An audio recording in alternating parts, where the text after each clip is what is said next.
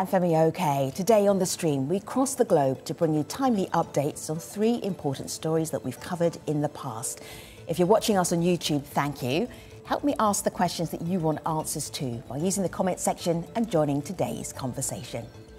We begin in Tanzania, where police have been trying to forcibly remove thousands of Indigenous Maasai from their ancestral land. We are saying no! No to violations of human rights! People in Tanzania are dying! Women are being raped! Children are getting lost! And you arrest us! Why? We are the Maasai! We will not agree! My lives matter! Yes.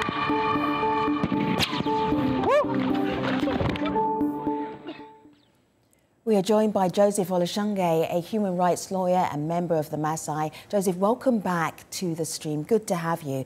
I'm going to remind our audience the last time that we spoke to you on The Stream. Have a look here on my laptop right here. The story that we did, and this was back in February. Have a look here on my laptop. Join me, everybody. Here we go.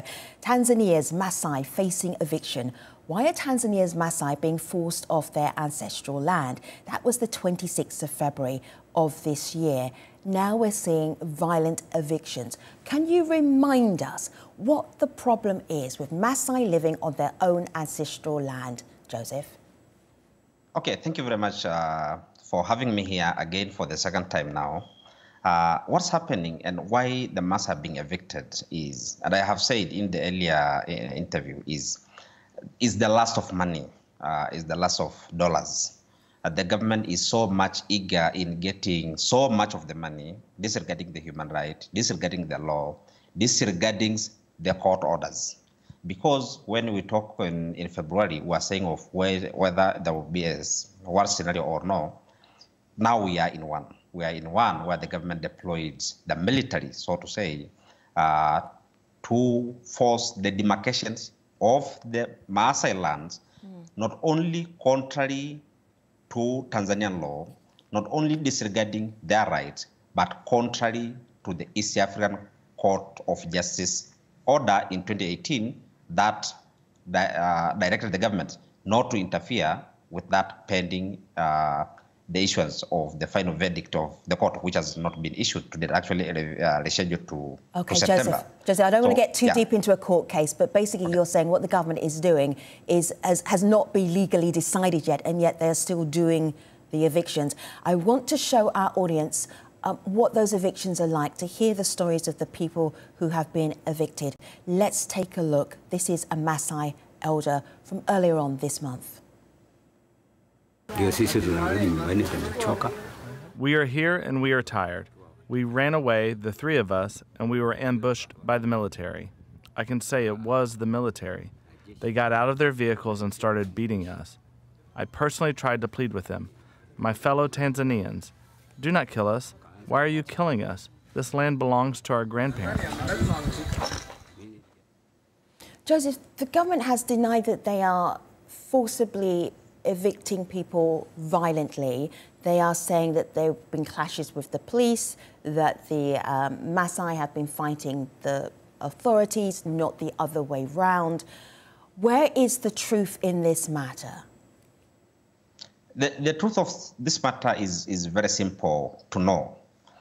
On 6, 7, and 8, the government deployed the military, and actually after a few days, the regional commissioner told the chief of defense forces that we have the Tanzania People Defense Forces operation in Loliondo and Ngorongoro. Now what happens, and you can see on the footage, it is the military attacking the people, the life builders. Because I'm a Maasai, I can hear some of the voices, for example, some guy saying, can we retaliate now? We are tired being haunted. And some are saying, no, do not kill the people, do not fire the arrows. But now what happens, because the government is saying there is no violence, what happened? On 10 and 11 to date, there has been a military operation in Loliondo. 31 people has been seriously wounded. More than 1,000 people has crossed the border, and unfortunately, one of them actually is the one I have seen in the video. The old man was also injured in that operations. And we have 25 people now in detention. They were detained without having access to lawyers nor the family for over 10 days. So it is not the Maasai actually fighting the governments. They do not have those muscles anyway to fight against them. It was, of course, some sort of resistance that this is our land. You cannot demarcate our lands contrary to law. And the court has said they were right. It was the government that was in the wrong end. But there is violence. I know the government is denying that fact. They are saying those are the Kenyans people. But how on earth do you say, okay, can you even engage the Kenyan now authority and tell them what's happening on the other side of the border? What they are doing now, actually, they are saying they are undertaking an operations to search for people they call foreigners. It not turned out to be anyone speaking up is being named as Joseph. A foreigner. All right, Joseph, let me just share a couple of things for you that I'm seeing on YouTube right now. Susanna, the illegal beacons in Loliondo must be uprooted. Illegal beacons, can you explain what illegal beacons are very quickly, Joseph? Oh, it is illegal. Yeah, she was describing about the borderlines that the government has. Actually, on 17th, they gazetted a game control area. They call it Pololet. Yeah. Why are we saying it is illegal? Okay. It is illegal because it was made without consulting the local authorities and the village people. I hear you. Let me move on, because I wanted to do one more quick point here from YouTube so people can talk to you as well. Jay Shetty says, shame on the Tanzanian government for forcing the Indigenous Maasai from their land. This will incite civil war. I want to get one more thought in here, Joseph, and this is from Roland Ebole from Amnesty International. How do you solve this impasse? This is what Roland said earlier. We want the authorities in Tanzania to halt the ongoing demarcation process and the security operation in Loliondo. And we want the government to begin genuine consultation with the Maasai community. So, Joseph, why this matter is with the courts, what happens to Maasai communities? Are they still in danger of being evicted from their land? Not in danger, actually. After demarcations, the operation from 10s to almost 20, according to the government, they issued a 24 hours notice that everyone lawful living with that land, 1,500 square kilometers, should vacate the place within 24 hours. Okay. And many people vacated the place almost overnight. You can see people like putting their things on donkeys and others to travel out of that land. Right. And those who were found, the cows, the donkeys, and the sheep has been shot dead last week for being found to be staying in the land now contested, which I was saying was declared a game control area contrary to law. And we're going round in circles, Joseph. Almost 40,000 people. Yeah, we're going round in circles. I appreciate what it must be like for you to work on this issue. Thank you so much for coming back to the stream and helping us understand what is going on. Joseph Olashange. On Twitter, you can follow Joseph. He's at Olashange. Thank you so much for joining us. We move north now to Libya, where hope for a better life is vanishing for around 600,000 migrants who are stranded there. According to a new report by Doctors Without Borders, a majority of refugee and asylum seekers are, I'm going to quote here, victims of arbitrary detention, torture and violence, including sexual violence. We commonly see stab wounds, bullet wounds, burns even. We've seen evidence of electrocution, lots of beatings with whips and hoses and things like that. Here to discuss the report and what needs to be done to protect migrants in Libya, we have Steve Pubrick. Steve is the Libya coordinator for Doctors Without Borders. Hello, Steve. We have been following migrants and their fates going through Libya for several years now. What does this latest report from Doctors Without Borders tell us that is new? In fact, it shows us what we've learned since we started working on migration inside Libya in 2016. And what we see as a medical organisation are fundamentally migrants who are extremely vulnerable and extremely exposed to abuse inside Libya. And what that means is, firstly, in the official detention system, where they're liable to be arbitrarily detained, forced to pay a ransom to be released. And then we see in the trafficking warehouses where many migrants are trapped on their way into Libya, or even once they're inside Libya and they are kidnapped, beaten, tortured, as you heard from my colleague Mohammed there, and forced to pay ransoms to get out. It is effectively industrial scale trafficking. What we find as doctors is that we have no safe place to discharge our patients. We can provide physical medical care and we can attempt to provide some mental health care. But once these cases have been treated by us, we have no safe option for some of the most vulnerable cases. They are not safe inside Libya. And the reason we are calling for evacuations is because it's the only form of protection that is viable for these cases. I'm thinking about the organisation Doctors Without Borders. You are so careful about treating everybody who needs treatment wherever they happen to be, whatever the circumstances. But I feel that this report is saying these circumstances are not sustainable. We have to change these circumstances. Are you stepping up and speaking out?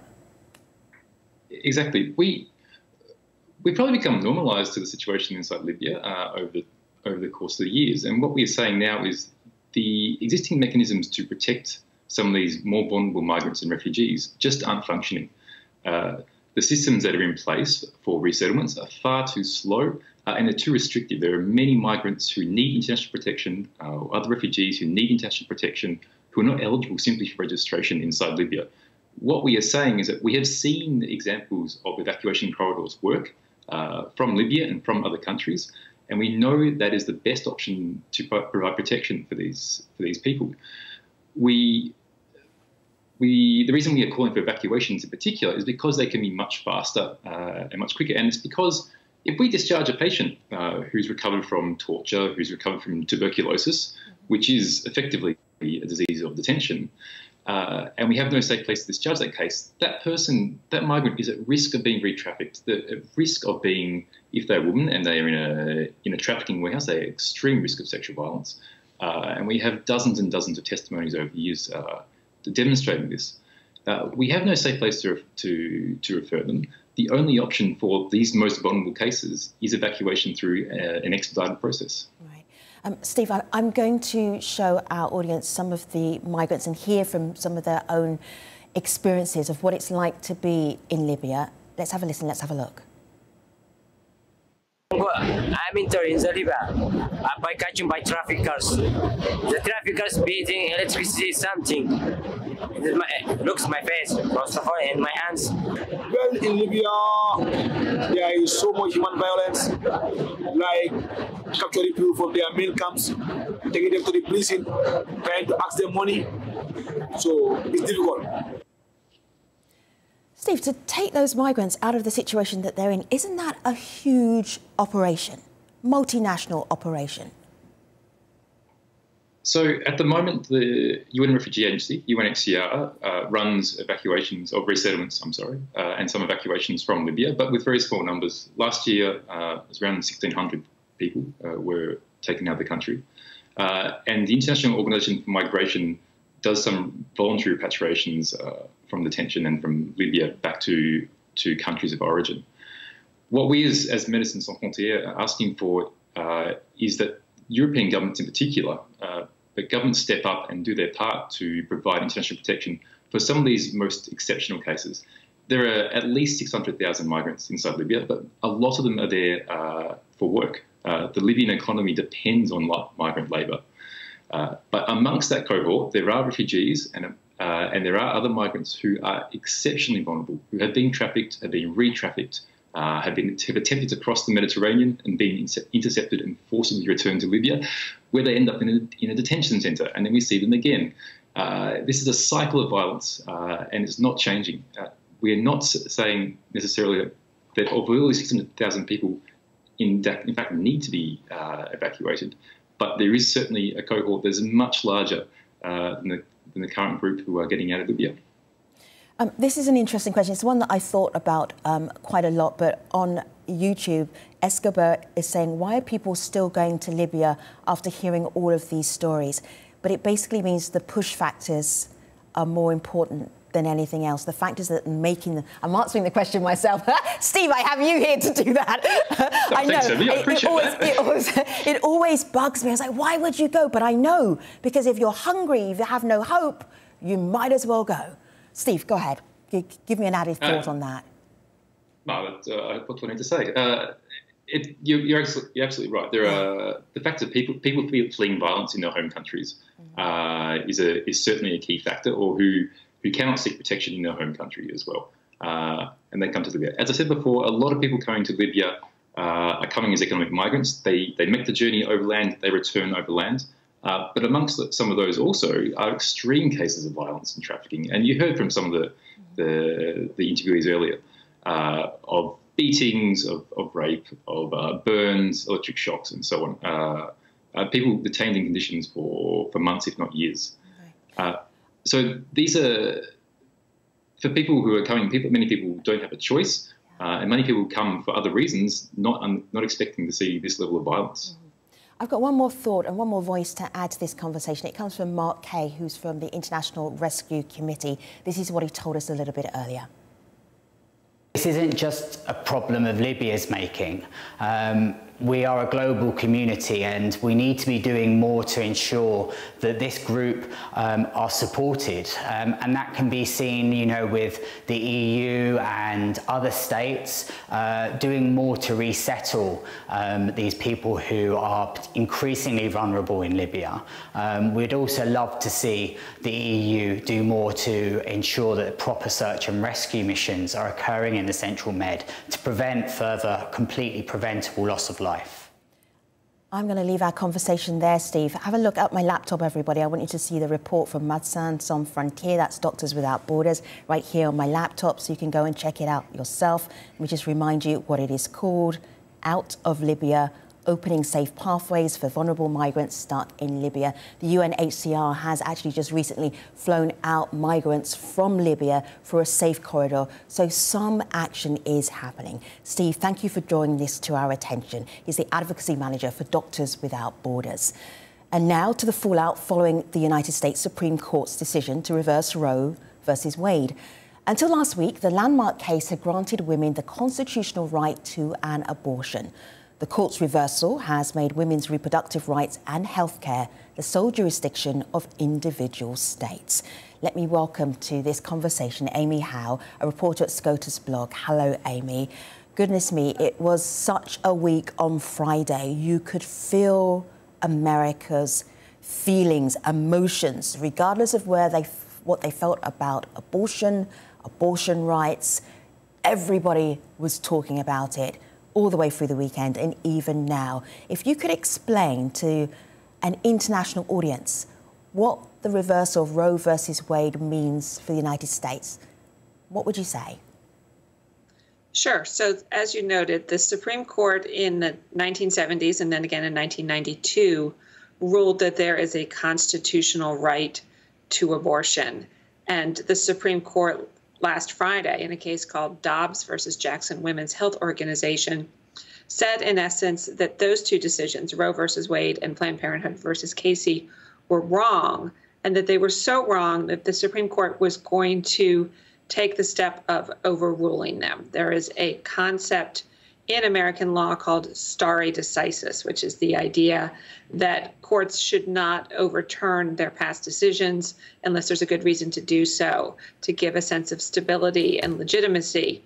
But the court in this case said we are going to overturn Roe and Casey. They were wrong. There was not and is not now a right to a right under the Constitution to an abortion. They said abortion is a profound moral choice that should be left up to the states, the people's representatives. And so now the issue, as you said, does go back to the 50 states for individual states to decide what restrictions, if any, they want to place on abortions. I'm thinking about immediate reactions and immediate actions. Some states are ready to make very strict abortion laws. Some states are ready to push back from very strict abortion laws. Can you talk about that split for us, Amy? That's right. Some states have been anticipating this for some time and have what are known as trigger laws, which were laws that were already on the books in states, and that would go with the idea that they would go into effect if the Supreme Court were to overrule Roe and Casey. And so right now there's litigation ongoing in some states about whether or not these laws can go into effect.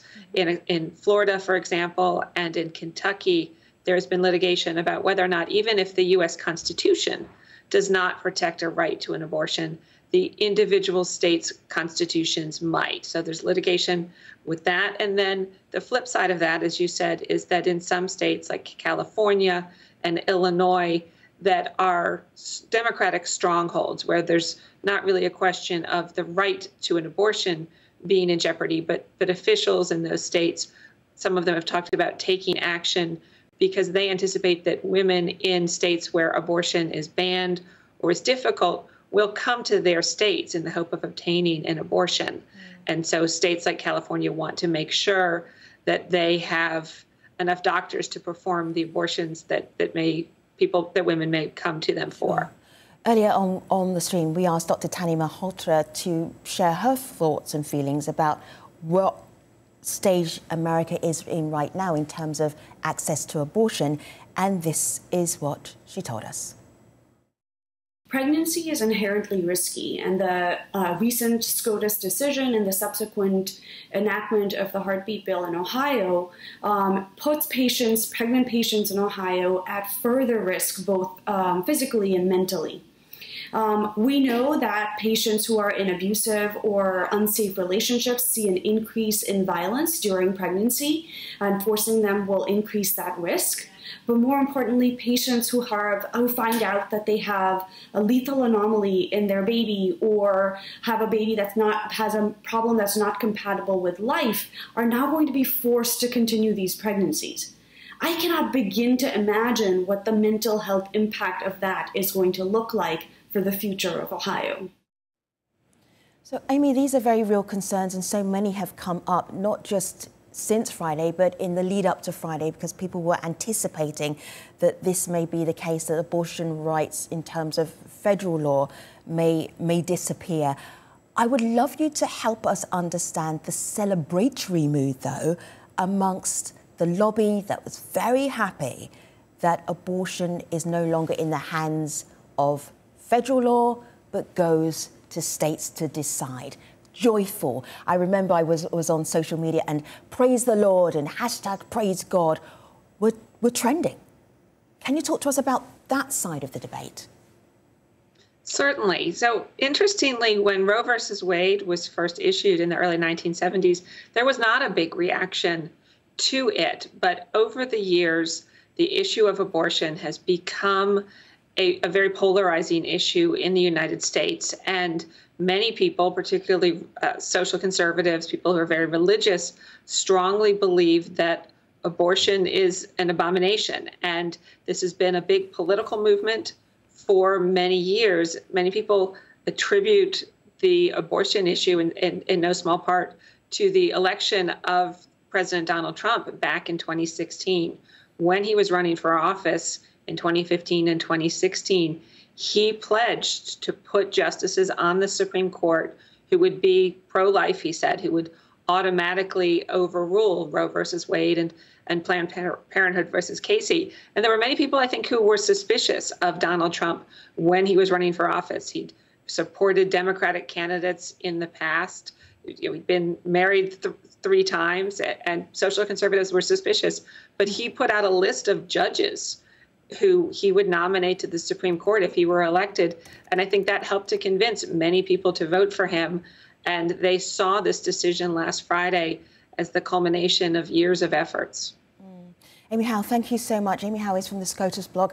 I highly recommend that you follow it. They have some latest news, and they had a couple of scoops in the last few days. Thank you so much, Amy Howe. Let me just see what you're saying here on YouTube. Yumran Chehi says, I think that this will just increase the numbers of unsafe abortions, and why not give people the right to choose if they're able to terminate their own pregnancy? That is a big why, and the United States continues to debate that even now. Thank you so much to all of our guests today for the 3 stories that we covered. I'll see you next time. Take care.